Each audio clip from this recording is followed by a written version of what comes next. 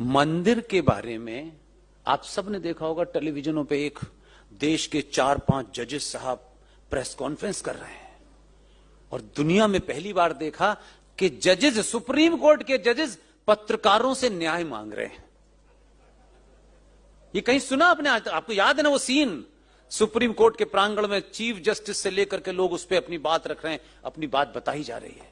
वो press conference हो गई, बात खत्म हो गई, आई गई हो गई, लोग भूल गए। और वो ये जानता है कि लोग भूल चुके होंगे, तभी काम शुरू करता है वो। उसने शाम में अनाउंस किया दिल्ली में,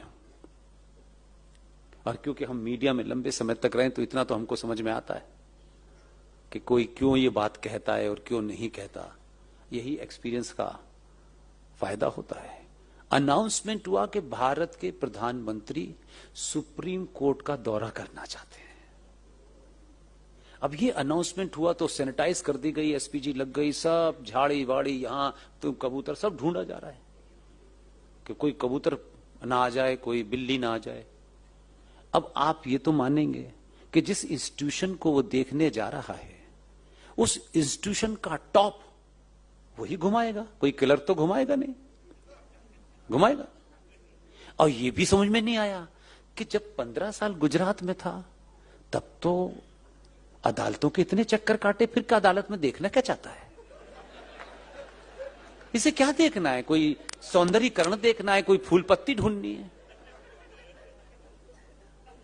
तो वो जो छोटे वाले थे ना, छोटे से साइज के चीफ जस्टिस, उनको भी लगा कि आज पूरा घुमा ही दूंगा मैं इसको, इधर जा इधर जा इधर जा इधर जा। पूरा देश देख रहा है कि वो चीफ, और वो क्या कहते हैं, बताइए जज साहिबान कहां बैठ के फैसला देते हैं? यहां बैठ के देते हैं। यहां कैसा है, ये कैसा है? जब सब कुछ हो गया, उसके कदम तेज तेज थे और उनको छोटे थे कदम, उनके कदम छोटे छोटे थे हो गए, तो उनसे बोले, एक पर्चा निकाला, ये देखा है आपने? बस नमस्कार, पूरा हो गया। और जज साहब बाहर आए, जज साहब बोले, राम मंदिर पे फैसला 40 दिन में दूंगा। कुछ लोगों को समझ नहीं आया कि ये कौन सा इंजेक्शन लगा है। और फिर 40 दिन के बाद फैसला आया, राम मंदिर यही बनेगा, यही मंदिर है। मालूम है क्या था? सत्ताएं सिर्फ ऑफिस में बैठ करके नहीं चलती हैं।